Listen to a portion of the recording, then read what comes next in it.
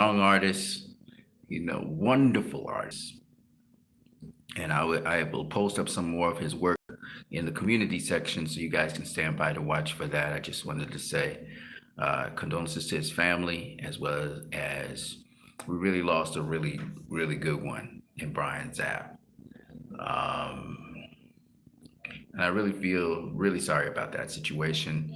But the family said through Wonder Meg that um, we can keep his memory alive simply by sharing his art. So that's what we're going to do. All right. Um, we need to appreciate each other while we're alive. So, guys, send out a prayer to Brian Sapp's family for me, will you? It's hard losing a lost one, especially for me, at least suddenly, as Brian Zapp was disappeared.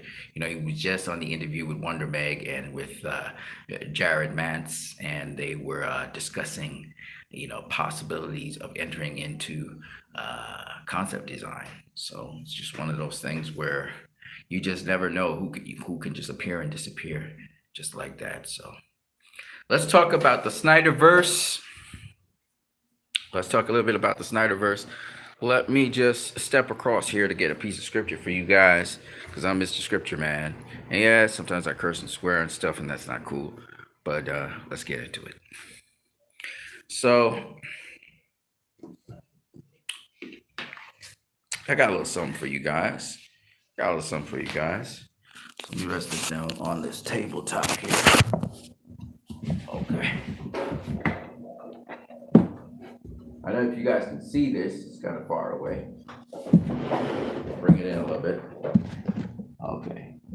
Now, hopefully, it's not in reverse, but it says, "Taste and see that the Lord is good." And as you can see, it comes from Psalms 34, verse 8. I don't know if you guys can see all that. Hope you can. Larry Kong, what's up, Larry? Hello, great live. R.I.P. to BryanZapp. Yeah, so we're gonna spend the upcoming week featuring a lot of BryanZapp stuff. Okay? And God is really good. Even when things may not be going your way, God is very good. Let me slide this a little bit forward here. You guys can see me. We're about to talk about the Snyderverse. Here's my Bible. We're going to talk a little bit about the Snyderverse. So many good things have happened. I told you guys it's coming. What I would like to know from you guys is a couple things. Okay, the first one is for all you guys out there.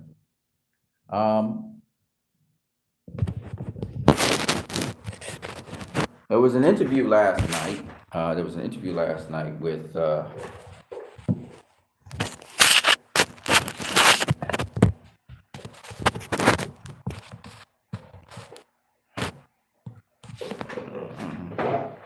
strange. Yeah, there you go. There was an interview last night with Wayne T. Carr, who is the Green Lantern. Okay, it was on a Lightcast. It was a really interesting interview in which Wayne T. Carr, talks about in a heartbeat he would love to be, involved in Justice League 2 and Justice League 3.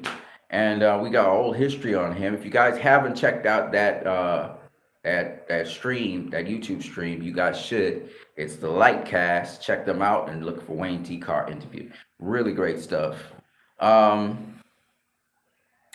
And just another piece of evidence that I believe the Snyder Cut's going to happen. Of course, a lot of people are looking at Wayne T. Carr and saying, man, we want to see that clip. We want to see that clip which Zack Snyder shot with Wayne T. Carr. And I think one of the things I want to know, Wayne T. Carr himself said he didn't even, Zack didn't show him even. Zack just told him it wasn't going to be in the movie. I want to see that deleted scene. I really do. I think a lot of you guys want to see that deleted scene with Wayne T. Carr inserted in there. And that's just the beauty of the Snyder Cut. It just keeps giving and giving. You know what I mean? So hopefully we get to see that. In addition, I want to talk to you guys about a couple other things. But first, yes, which of the movies in the Snyder Cut, I'm sorry, in the Snyderverse, do you really, really want to see? Like you want to see that like yesterday? Which movie do you want to see in the Snyderverse? That's what I would like to know from you guys. So if you could just tell me which one you're really itching to see. Now we know that the Flash basically stole the moment. I think he stole the movie in the Snyder Cut. In my opinion, he has the best scene in the entire of the Snyder Cut.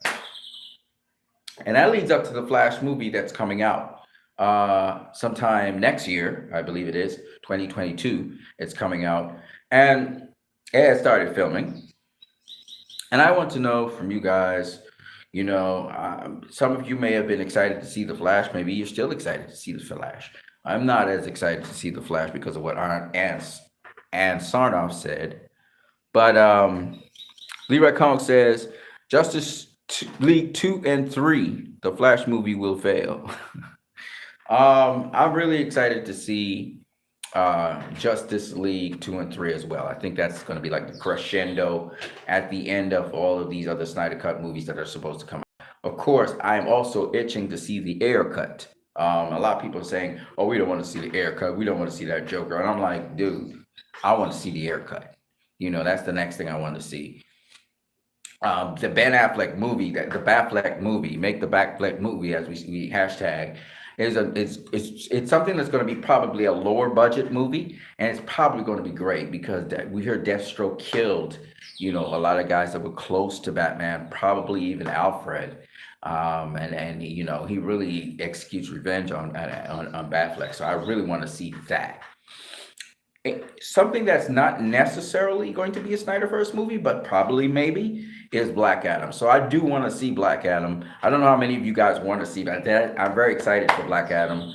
I'm not excited for Aquaman 2. I'm not excited for, unless, of course, James Wan is doing the movie that he really wants to do and Jeff Johns is not involved. Then I'm really excited to see Aquaman. But as it is right now, I'm not very excited for Aquaman 2. I'm not excited for Wonder Woman 3. I'm not excited for Suicide Squad. I'm not excited for Mortal Kombat. Mortal Kombat doesn't excite me either. Leroy Collins says DC films will be dead without the Snyderverse. I'm excited though for Black Adam. I am, and that's coming out in 2022, so that should be great. I'm excited for Black Adam. What else do they have? Super Pets. I'm not excited for that at all. They talked about some Blue Beetle movie, and Blue Beetle is something I would love to have seen, but as it is right now, and just the way how they're doing their movies and what I saw, they cut out stuff from Mortal Kombat. I'm not excited for anything that Warner Brothers is putting out right now. I'll be honest with you. It's just not, there's nothing there for me. For me, I don't know about other people, but for me, I don't really. So in terms of the Snyderverse, I think David Ayer's cut of Suicide Squad, which may come out sometime next year. I don't think it's going to come out this year. If anything, it's going to come out sometime next year after James Gunn's Suicide Squad its run is over. So if James Gunn's Suicide Squad comes out in August, like around Guardians of the Galaxy time, like when Suicide Squad came out, it does well. Probably by January, it finishes its run.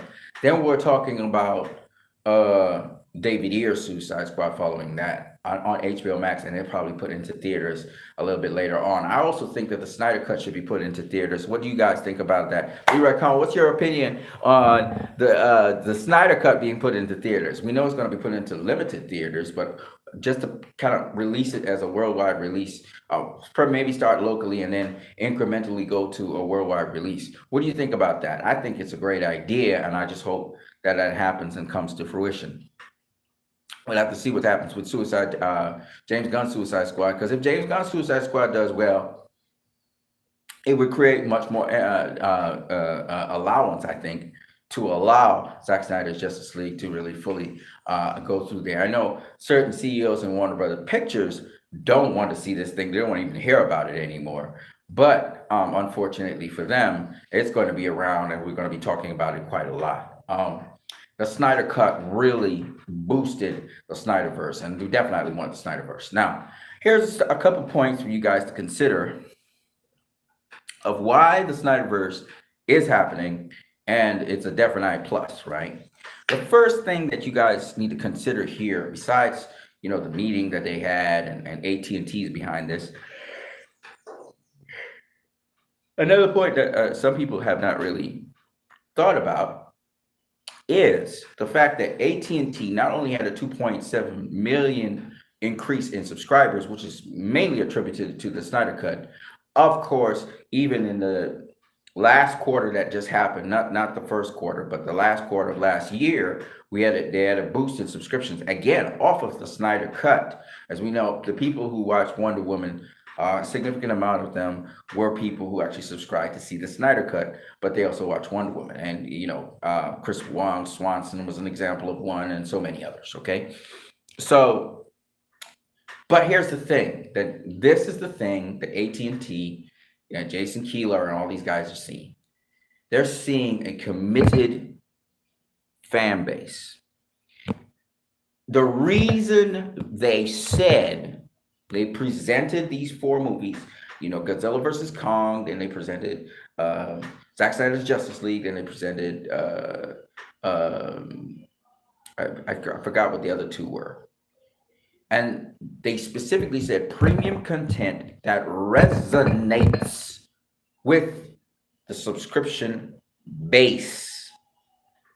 The reason they said that is because they know that the Snyder Cut brought in all these subscribers. Okay, 2.7 million subscribers were attributed to the first quarter of this year, and that only came from mostly the Snyder Cut. Okay, I can tell you that for a fact. It couldn't be Godzilla versus Kong, because Godzilla versus Kong happened on the last day of the quarter. Okay, so no, I don't think so.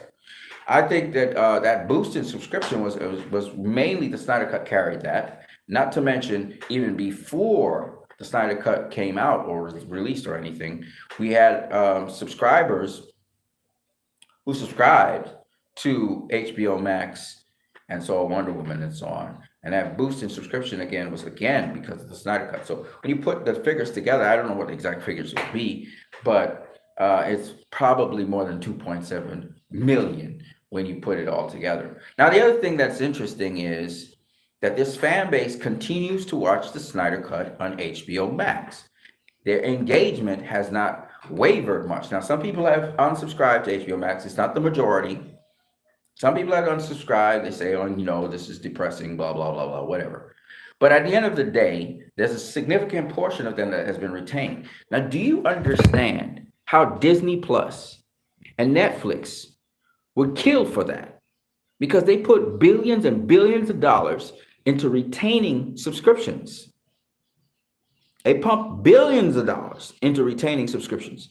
And here we have people holding on to their subscriptions HBO Max and watching the Snyder Cut. Like Zack Snyder said, don't delete, put it on repeat. So the people who are unsubscribing from HBO Max, you're doing yourself a disservice, and you're doing the Snyder Cut movement and restoring the SnyderVerse a disservice. I told you guys this. I've been very consistent with it. I mean, you can choose to do whatever you want with yourself, but that's not what Zack Snyder told you to do. And 2, you're not helping anything by doing that, because while you unsubscribing and thinking, I'm gonna go buy Netflix, what does that mean? You want the universe to be restored, right? You want the SnyderVerse to be restored. Then you don't go unsubscribing. What does that say? You're saying, I don't want to see it. I don't want to see HBO Max anymore. That's what you're basically saying. And you're proving the point to the detractors. The detractors are going to say, look at them. They only came for the Snyder Cut. They're not loyal to you. That's what you're basically saying. That's the statement you're making. Thankfully, most of the Snyder fans who subscribe to HBO Max are still there. And so the movement moves on. It's pretty effective. And AT&T has made a statement pretty much saying, we are watching you and we're observing you and we're taking note of the Snyder fans. And of course, HBO Max got some great programming. it's just the thing. So as soon as it comes to the Caribbean, I'm going to subscribe to it, and I'm probably going to be HBO Max for life. I mean, I may watch a Netflix movie here or there, but I think I'm going to be with HBO Max because I do believe the Snyder Cut and the sorry, Justice League, Zack Snyder Justice League Part Two. As I said before, it's probably coming somewhere in 2023. You're going to see this 2023, 2024. That's when Justice League Part Two will come because they don't have anything but storyboards probably. But Zack has some storyboards there sitting down, but that's about it. They haven't done any major shooting. They haven't done any major setup, prop setup, pre-prep. None of that stuff has happened yet. So I'm sure they're in the process of doing some of that. But so Justice League Part Two is not coming anytime soon. That is to say, not in the next 2 years. Okay. So what leads up to it, and why is it that we still keep on talking about the Snyder Cut? The SnyderVerse, because we have David Ayer's Suicide Squad, which is a part of the SnyderVerse. We also have two cheap movies that can be made, but obviously they got to start production pretty soon. But once they can get their script and everything in order, we can have another SnyderVerse movie coming down the pipe. So let's say in 2022 we get David Ayer's Suicide Squad. Okay, in 2023. Somewhere in 2023, we could get a Ben Affleck movie or a Deathstroke movie. Joe Manganiello's itching to do a Deathstroke movie, and he has somebody who he's thinking of as a director. So I'm just saying that can happen. Those are much lower budget movies that can be done. Deathstroke can be done, within a year, and a great movie, fantastic movie, probably even win awards. Okay. Because the approach is going to be like a Christopher Nolan approach, again, realistic approach. Then you have also the Batfleck movie. The Batfleck movie could happen, again, while the Deathstroke movie is being made, while the Deathstroke movie is being shown, the Batfleck movie could come right after that.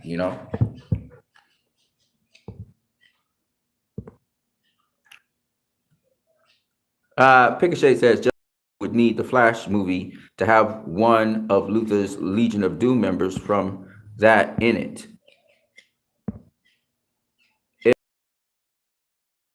I said before, the whiteboards that we saw are not the roadmap. So that's not, Zack Snyder has new whiteboards, so that's not even a thing anymore.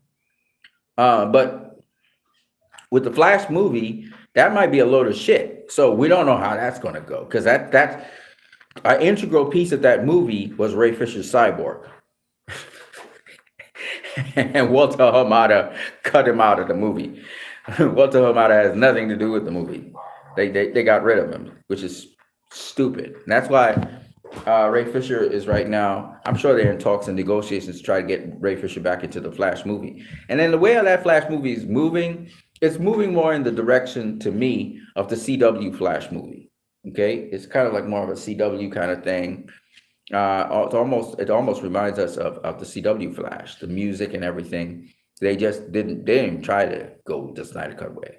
So quite frankly, whether Ray plays in it or not, it's just not the version of Flash that I'm interested in. Like, I'm not interested in the Flash from the CW. Just not interested in the music. So I see it still as a hot mess. A lot of people are trying to talk optimistically about it and build up excitement, but most of these people are people paid by Warner Brothers to do fantastic fluff pieces for the movie. I am not really excited. Maybe other people are excited. I'm not. But having said that, I think that the SnyderVerse, if you want to keep the SnyderVerse to itself, that would be a good idea. Whether Ezra Miller plays into Justice League Part 2 or 3 or whatever, you can keep the universes separate if you want. Let the Hamada-verse run, because that Flash thing, which was supposed to be under the SnyderVerse, with Rick Fumo. Again, Rick didn't have to do it. It could be somebody else. It doesn't really have to be one director. There's no soul salvation. There was some other director who was going to do Wonder Woman, and Patty Jenkins ended up doing it. So it's not fixed. But the thing about it is the way how that movie is going right now, I don't like how it's going. I'm not really I'm not really inspired or impressed by it, to be honest with you. I'm just telling you how it is. But what I was saying was that, yeah, so those movies are easy to make. Now, the cyborg movie, again, could be an easy movie to make. A cyborg movie would be easy. But there's something else that we're not talking about here. Something else that could really put some perspective on Justice League Part 2. New Gods. So we got New Gods. We got New Gods. We got Justice League 2, Justice League 3. We got the Batfleck movie. We got the Deathstroke movie. And then we got the Ryan Choi movie, The Atom. We got all those movies we could see happen, whether it's as a series or whatever, and it looks like Batfleck might be doing a series instead of, the usual, run-of-the-mill stuff. Movie. But maybe it'll be a movie. Who knows? What I'm saying anyway is low budget. These are low budget films. Whether it's the Batfleck movie, or whether it's the Deathstroke movie, whether it's the Atom movie, whether it's a Cyborg movie, or whether it's a New God movie, those movies can fill the gap between the air cut to Justice League Part 2. That's the important thing.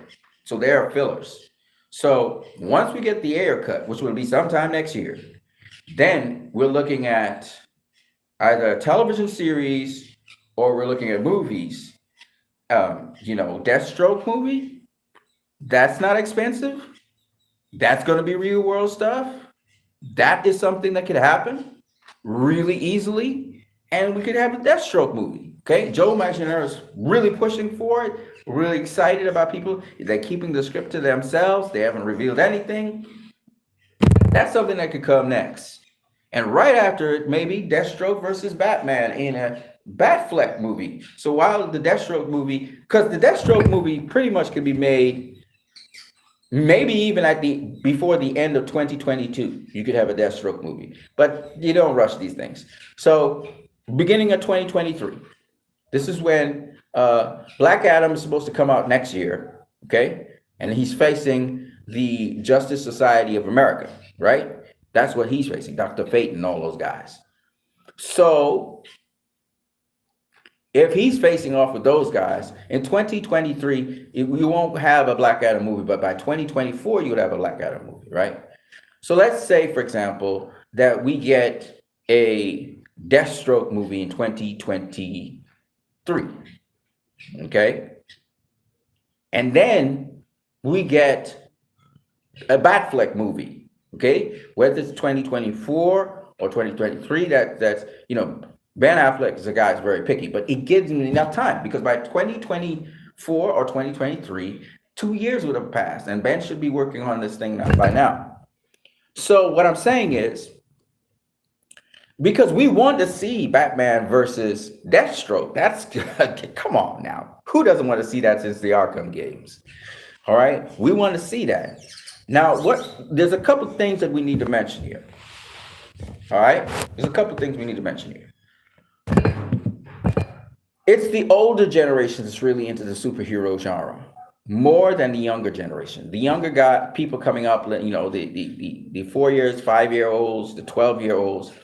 Yeah, they may have seen some Marvel movies, but they didn't grow up. Most of them didn't even grow up watching. They're in a different world. Okay, you use the internet. They don't even know about TV. Okay, so our generations grew up with comic book movies and comic books.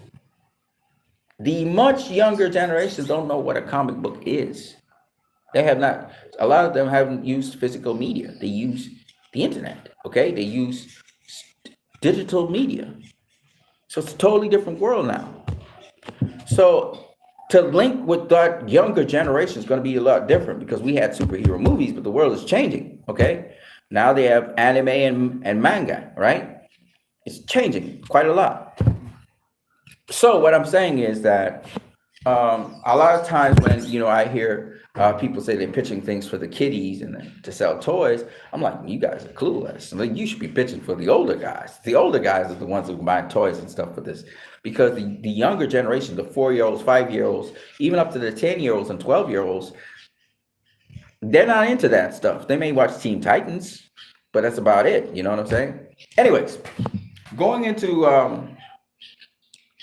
something else I wanted to say about this. So the SnyderVerse is coming. That's a given. We kind of know that. That doesn't mean we let the foot off the X. We still use the hashtags restore the SnyderVerse for BryanZapp's sake, because BryanZapp wants to see the universe restored, and he even had his list of movies of what he wanted to see. And so we should push with the Restore the SnyderVerse campaign, full speed ahead. The 25th, which is it today? Is today the 25th? Somebody help me out. No, today's the 24th. So tomorrow, it's again another Restore the SnyderVerse hashtag. We're going on Twitter and we're doing our thing, spreading it all over the place. So you guys don't forget that. But in addition to it, we have to understand that we must also watch the movie. So those of you who have HBO Max, in about what month are we in? April, May, June. Two months time, HBO Max Caribbean will be in the Caribbean and Latin America. That means we'll be able to access HBO Max on our phones as subscribers, which is going to be the best thing ever for me. Okay, I'm going to be definitely subscribing to HBO Max. For those of you in other parts of the world, it's coming to you as well, which is HBO Asia will have HBO Max and so on. It'll replace certain things, and I think there's an extra package for the Americans in America. So good for them. But the point is, they're expanding. And you know why they're expanding? They're expanding their service because there's a demand for their products. That's why they're expanding their service. So they're approaching it a little bit differently. And what do I have? I have a bunch of information for you guys and a lot of things to tell you guys, but I haven't really focused all my thoughts into streamline something. But let me just say this to you guys. Another piece of evidence that tells us that the SnyderVerse is coming, besides the obvious, which is our fan base and how fervent we are, and how we really want what we want, and all HBO Max has to do is deliver, is the fact that if you're going to compete in today's age, in which the streaming world is going to take over the theatrical world very soon, you have to have something that will pull in as many subscribers as possible and retain them. Okay? And the only thing so far that HBO Max has built their whole entire platform on is Snyder Cut. Now, they have other materials and other things, and they're pushing those. But the momentum has been given by the Snyder Cut, and the Snyder Cut is probably going to be the thing that carries them all the way home, and those fans. And those fans have inbuilt into them promotional properties, because they will promote their own stuff. Justice Con. The fans make billboards, they make signs, they organize events and hashtag events. They organize events in sports. You see the signs in sports and stuff playing, so everybody all around the world could see it. So the fans are very organized, and that makes for a tremendously big difference. And we can also start promoting some of the individual artists of the Snyder Cut and get to know each other better. So one of the things I really want to do, and I would like to see happen, is for this incredible vehicle that we have, that backs Zack Snyder and so on, to be able to also back individuals in the movement and interconnect. So all of these things, I think, have the potential to happen in this movement, which is a really awesome movement. And also, of course, promote, AFSP charities and so on. So what I'm saying to you is that definitively the SnyderVerse is here. We still have to do what we need to do. It's not going to just happen by osmosis. You have to put an effort into it to make it happen. But we're not on the wrong pathway. We are on the right pathway. Attention has been paid to us. We need to keep on pressing. Remember those who lost their lives in the process of pushing us forward. BryanZapp's one of them. Good soldier. Okay. And shout out to all the other guys, Zod Ryder, all of the other guys from all over the different places, who have been using their channels to do this. But we need to work together. We need to work as one. We need to be us united. You know what I like to say? I like to say it like this. Just us. Just us, man. Us united. Now, for those of you who don't know what just us is, just us is Jesus. If you check it out, you put it together, Jesus, you see? So I'm just saying, that's how I think of Jesus. Jesus is just us united. You know what I mean? So I just wanted to break that down for you guys. I'm going to catch you guys later. I am Christ, I am disciple, aka Anson Phillip. And don't worry, the song's coming as well. Us United. I am Us United on Twitter, APGM46. Check me out. And also, you can catch me on Facebook. I have a number of different groups. My name is Anson Phillip, so just look for Anson Phillip. You'll find me on Facebook, and you guys can check me out as well. But you guys have a blessed day today. We're going to talk more about the SnyderVerse. If I can, I'll try and do an interactive stream with you guys. So much to share, and it was really interesting just going into some details about Zack Snyder's stuff. I got to see my brother Damian Anton Vincent yesterday. I hope he's doing okay, and his wife.